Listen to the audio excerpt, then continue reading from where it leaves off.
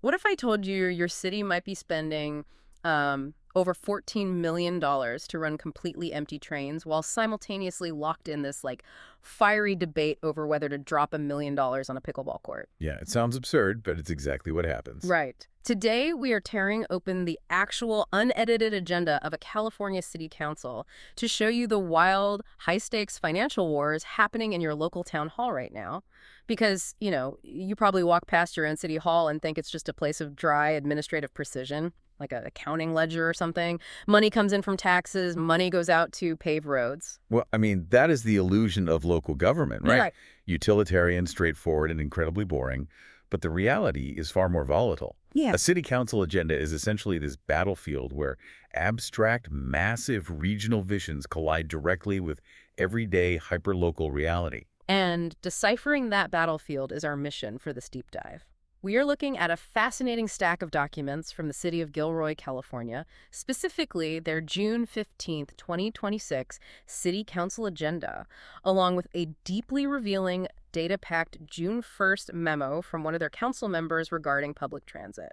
It's a goldmine of a memo, really. It is, and I want you to keep this in mind as we go. Yeah. While these documents are from one specific city in Northern California, the massive financial and moral tug of war playing out in these pages is perfectly mirroring the exact same battles happening in your own city. Oh, absolutely.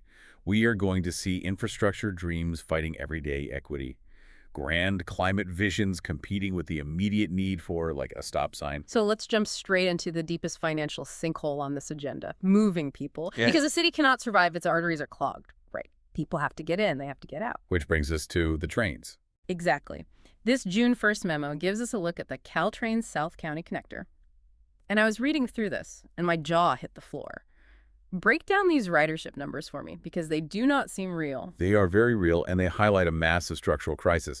So we were talking about the daily commuter service. There are 4 trains heading north in the morning and 4 trains heading south in the evening, Monday through Friday. Okay. Across 5 entire stations, Gilroy, San Martin, Morgan Hill, Blossom Hill, and Capitol, the total daily ridership is just 441 people per day. 441 people total across 5 different stations, but the memo says these trains have a maximum seated capacity of 1,660 people. Right, which means the vast majority of those seats are moving nothing but air. But the physical emptiness isn't the most shocking part. It's the financial weight of that air. Oh, here we go. The calculation for fiscal year 2026 to run this specific South County Connector service comes to an astonishing $14,451,619. $14 million for 400 people. That math doesn't even sound legal. I mean, how does a city possibly justify subsidizing a service at that level? Maybe it's making a massive dent in highway traffic. I'm afraid the data ruins that argument, too. To put the traffic reality into perspective, the memo notes that U.S. Route 101 at Cochran Road in Morgan Hill sees 143,000 vehicles a day. Wow. Yeah, that is actually up from 142,000 in 2023. So those 441 Caltrain riders represent roughly 0.3% of the corridor's traffic. It offers virtually zero congestion relief. Funding this train is like buying a massive gas-guzzling tour bus for a family of 3, while the rest of your neighborhood is struggling to afford a bicycle. Why wouldn't the city council just instantly vote to kill the service? Just stop the bleeding immediately. Well, because local government decisions are never made in a vacuum. They are tangled in demographics and equity. The memo outlines a very real fear, which is that to keep this hyper-expensive, mostly empty train running, the Regional Transit Agency might sacrifice Frequent Valley Transportation Authority, or VTA bus services. Oh, wow. But why does that matter? Are the same people riding both? Far from it. And remember, we are just impartially reporting the demographic clash highlighted in the source material here. The memo contrasts the two groups starkly. On one hand, you have low-income residents who rely on VTA buses daily for absolute survival. Like getting to work and stuff? Exactly. Yeah. Commuting to service jobs, buying groceries, accessing health care, and allowing seniors to age in place without a car. Right, the essential everyday lifeblood of the city. Yes.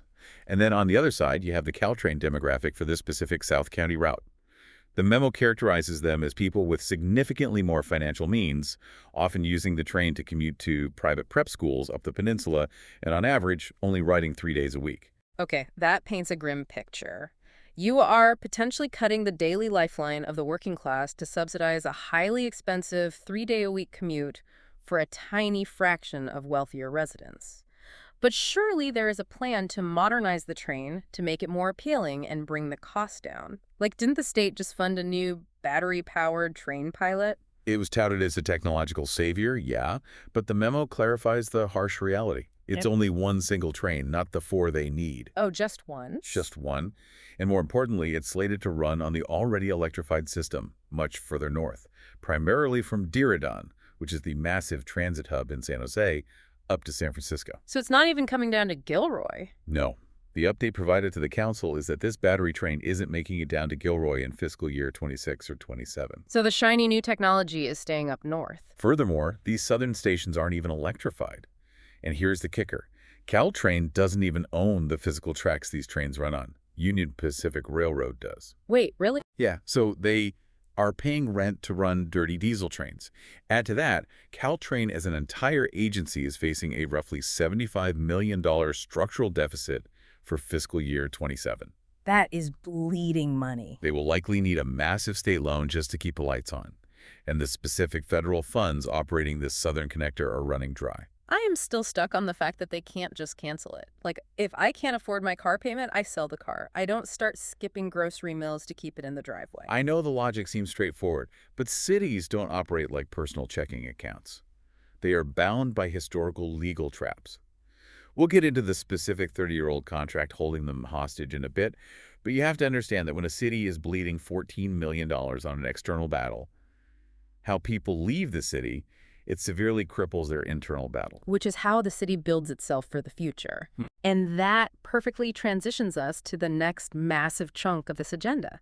Because if the transit debate is about bleeding money externally, the legislative section is all about the city's internal strategic roadmap. And looking at this, I mean, it is busying. A lot to take in. They are developing a climate action plan. They are creating a vehicle miles traveled, or VMT, policy to implement their 2040 general plan. They are drafting a brand new affordable housing ordinance. It's an incredibly ambitious legislative agenda. I mean, a general plan isn't just a suggestion. It is the legal constitution for a city's physical development. They are trying to completely re-engineer their environmental and social footprint to comply with state mandates by 2040. Right, I hear what you're saying about the master plan, but looking at these numbers, it just seems reckless. It feels like a homeowner trying to put on a brand new roof, install top-of-the-line solar panels, and build a 2-story luxury addition all at the exact same time while they are completely broke and figuring out how to pay the electric bill. That is a very accurate comparison. How do you juggle abstract, decades-long goals like global climate action when you have immediate, tangible decay right in front of you? Because I noticed they're pushing an ordinance specifically dealing with vacant commercial spaces in their downtown historic district. Chapter 5D, I think it was. Right. You've hit on the core tension of municipal finance. You can't enact a 2040 general plan without modern revenue. A city needs money to fix those empty downtown storefronts, and they need money to study climate impacts. So if the city is trapped bleeding millions on empty trains, how on earth do they pay for everything else? I need cash. Exactly. That's where you see them scrambling for outside revenue. Which explains the push for the new tax. I saw they're exploring a ballot measure for November 2026 to increase the transient occupancy tax, or TOT. Yeah, the TOT is the tax paid by people staying in hotels and motels. The document notes that Gilroy's current rate is one of the lowest in the county. Let me guess why they are targeting hotel guests instead of just raising the property tax for the residents. Oh, it's the golden rule of local politics. Whenever possible, tax the people who cannot vote against you. Of course. Tourists and traveling business people don't vote in Gilroy local elections. So raising the TOT allows the council to capture outside revenue to fund their massive environmental and housing mandates without angering their own constituents. It's brilliant, honestly, but it also reveals a local government desperately trying to clean house and modernize before the next election cycle. Speaking of the 2026 election, they are pushing through an urgency ordinance amending their city code relating to voluntary campaign expenditure ceilings. Why an urgency ordinance? Like, why the rush? Because the 2026 election cycle is already looming. An urgency ordinance bypasses the normal lengthy legislative waiting periods. Ah, I see. They need to provide immediate legal certainty to political candidates and promote orderly election administration right now. They're trying to ensure political fairness and secure new funding streams simultaneously. And they need those funding streams desperately because just conceptualizing these grand plans costs a fortune. Like, they are bidding out a contract to a firm called Kimley Horn for $237,117.25. And keep in mind, that $250,000 doesn't build a single sidewalk or fill a single pothole. It doesn't? Nope. That is purely to develop a comprehensive roadway safety action plan. It is the cost of planning to plan. Oh, man. Which goes back to the homeowner analogy. Yeah. You want the luxury edition, but the financial reality of the city is acting like a strict bank. I noticed they are also evaluating the annexation of the Gilroy Sports Park. The agenda explicitly notes that a previous, grander idea involving the San Jose Sharks proved financially unfeasible. Exactly. The grand vision collided with the ledger. The Sharks' idea was likely too heavy a lift, so they pivot to something they can actually manage and annex in reality. It is a constant calibration of what they want to be versus what they can afford to be today.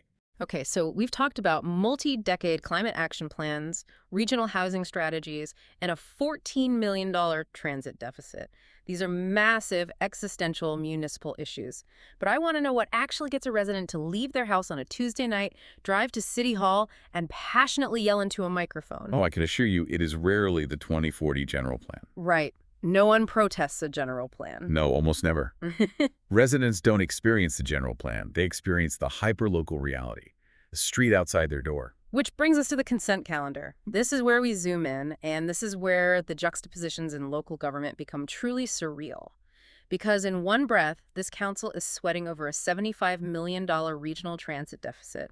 And in the next breath, they are authorizing a massive construction contract to Monterey Peninsula Engineering for, wait for it, the Los Animas Park pickleball courts. I mean, it is the fastest growing sport in the country, and cities are under immense pressure to provide facilities. I understand it's popular, but I need you to explain this price tag to me. The total project construction cost, including contingency, is $1,288,000. Over $1 million for pickleball. It's a staggering number, I agree. Tell me how a city justifies spending that kind of money on a trendy sport when they have vacant downtown storefronts and an underfunded transit system. Like, is this micro spending just a distraction from the big issues? I know $1 million sounds absurd for a paddle sport, but look at it from a pure civic utility perspective. This raises a fundamental question about the social contract of local government. What do you, as a resident, actually view as a return on investment for the taxes you pay? Well, I suppose I want my trash picked up, my water to run, and the streets to be safe. Right. But you also want community you actually enjoy living in.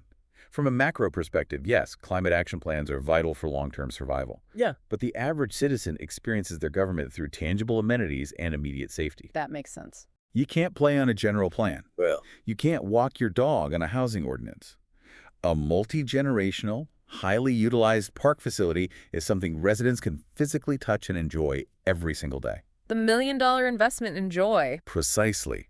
But your shock at the cost is valid, especially when you compare it to other items on the same agenda. For example, they are also approving a $150,000 bid for a reserve fire engine from the nearby city of Mountain View. Yeah, I paused on that too. They are spending almost $1.3 million on pickleball courts, but only $150,000 on a piece of heavy, life-saving public safety equipment. Well, to be fair, it's a reserve fire engine, which essentially means it's a used backup piece of equipment. Ah, okay. But your larger point is entirely accurate. The juxtaposition of costs in municipal finance can be incredibly jarring. The council has to fund recreation. They are also setting the 2026 fireworks service fee in this agenda, by the way, while simultaneously keeping the city from burning down.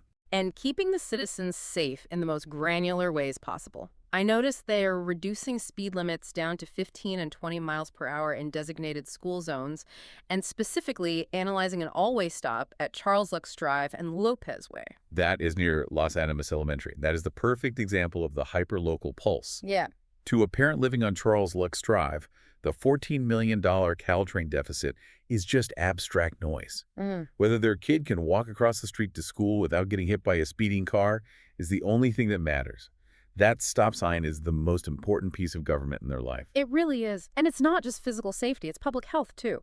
This agenda includes the denial of an appeal for a tobacco retailer permit for a business called the Rock Zone. Yes, and that single denial is tied to a much larger, very aggressive, hyperlocal push. The legislative agenda notes they are establishing a citywide moratorium on new tobacco retailers entirely. Wow, a full moratorium. Yep. They are hitting pause on all of them while they completely update their zoning ordinance regarding the density of smoke shops. So while they're trying to figure out global greenhouse gas emissions on page one, they are weaponizing local zoning laws to stop the proliferation of vape shops in their neighborhoods on page two. That is the ultimate proof that local agendas are intensely protective of daily quality of life. You are managing the global, the regional, and the microscopic all at the exact same time with the same limited pool of money. Okay, let's pull all of this together. We started by looking at a stack of dry bureaucratic documents, but what we actually uncovered is a live financial and philosophical battleground. A city council agenda is never just a list of items to vote on. It is a detailed map of a city's priorities, its deepest fears, and its unbreakable obligations. Right, and we promised to circle back to those unbreakable obligations. The transit trap. Why couldn't they just cancel the $14 million empty train? The memo mentions a 1996 Joint Powers Agreement, a JPA. Yes, that 1996 JPA makes the VTA legally responsible for the net operating costs of the Gilroy transit service. Explain how a JPA mechanically works, because to a lot of people, a 30-year-old contract shouldn't dictate millions of dollars of spending today. Okay, being locked into this 1996 transit agreement is like inheriting your grandfather's incredibly expensive country club membership. You don't golf, you can't afford the monthly dues, but the contract explicitly says if you try to cancel it, they seize your house. Oh, that's brutal. That is the legal trap the city is in. These regional transit agencies are formed through multi-city legal compacts. You can't just unilaterally pull out without triggering massive financial penalties or violating state laws regarding regional connectivity. So they're just stuck. It forces modern councils to wrestle with the financial ghosts of decisions made by politicians decades ago. While simultaneously trying to fund the hyperlocal desires of today's citizens, whether that's an urgent affordable housing ordinance, safer school crosswalks, or a $1 million pickleball complex. It is a brutal, constant calibration of priorities. So imagine you are sitting on the city council. You have to balance all of this. And frankly, to you listening, pull up the latest city council agenda for your own town or city. It is public record. It's usually sitting right on their website. Highly recommend doing that. Yeah, and if you read between the lines, you will see these exact same tensions, infrastructure versus equity, grand long-term visions versus immediate quality of life demands playing out in real time in your own backyard. You will never look at a new stop sign, a local bus route, or a hotel tax the same way again. Once you see the mechanics behind the ledger, the city becomes a completely different place. Absolutely. And we want to leave you with this final thought to mull over, building on everything we've just discussed. We often hear the phrase that a city's budget is truly a moral document. It clearly shows what a community values above all else. But what happens when a city is legally or historically bound to fund the ghosts of past visions, like subsidizing empty diesel trains on tracks they don't even own because of a 1996 agreement, while the critical existential needs of the future, like climate action and affordable housing, are stuck waiting in line for whatever funding is left over? Who really owns the future of a community, the contracts of the past or the residents of the present?